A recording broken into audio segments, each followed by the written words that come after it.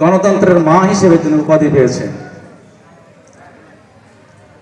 বিগত 5 তারিখের ঠিক আগের দিনে, অর্থাৎ 5 আগস্টের ঠিক আগের দিনে 4 আগস্ট আপনার এই ঝালুকা ইউনিয়নের খুনি শেখ হাসিনার এক দোসর এই ইউনিয়নের সেক্রেটারি সাইদুর রহমান কি বক্তব্য দিয়েছিলেন আপনাদের মনে আছে?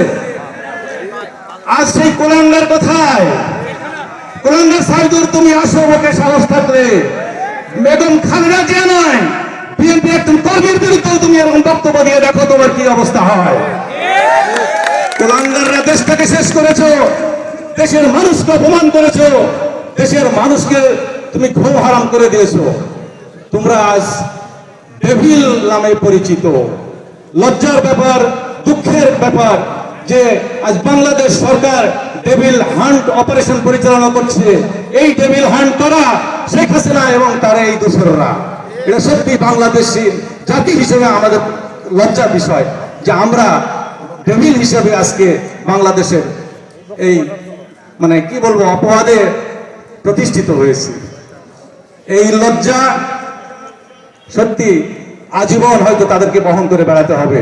আমি আপনাদের কাছে আকুল আবেদন করব, আমরা যেন কোনোভাবেই ওই ডেভিলদের সহচর না হই, আমরা যেন কোনোভাবেই ওই শয়তানদের আশ্রয় প্রশ্রয়দাতা না হই।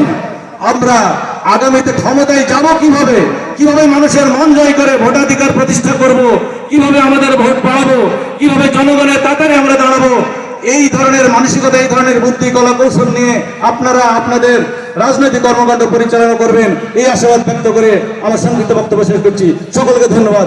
আল্লাহ হাফিজ। বাংলাদেশ জিন্দাবাদ। ধন্যবাদ।